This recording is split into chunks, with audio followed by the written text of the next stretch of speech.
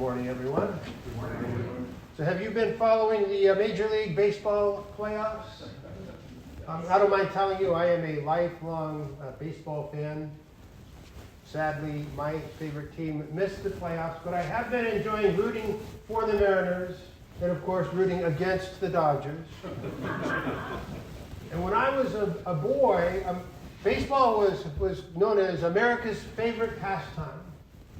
But I don't think that's the case anymore. I mean, football has long since overcome baseball as the number one sport in the nation. But as far as being America's favorite pastime, I think our favorite pastime is judging others. I mean, we live in a very judgmental society. We seem to delight in pointing out the faults and shortcomings of others, people we know, people we don't know. And the really great thing about it is that as long as I am busy tallying up your sins, I don't really have to notice my own. But that's not really great at all, is it? No, that's hypocritical. Because as long as I am focused on your sins, I'm adding to my own. And I ignore my own sins to my own peril, to the peril of my eternal soul. But as far as judging others as a favorite pastime, that is not new. It predates baseball for sure. Right? It predates modern civilization. And human beings have been judging other human beings for as long as we have had intellect. And our readings for Mass today warn us strongly against it.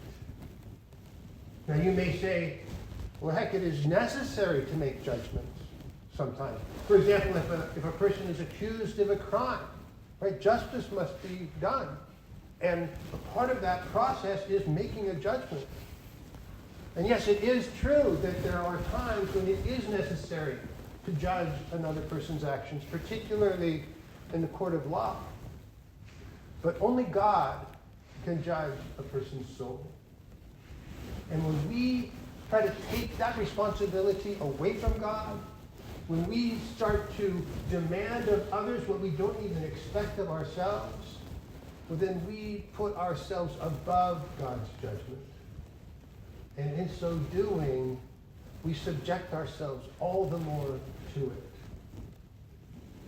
And this morning, our psalmist reminds us that only in God is my soul at rest.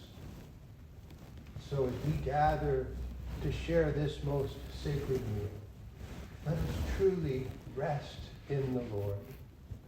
Let us simply follow God and allow God to be the judge.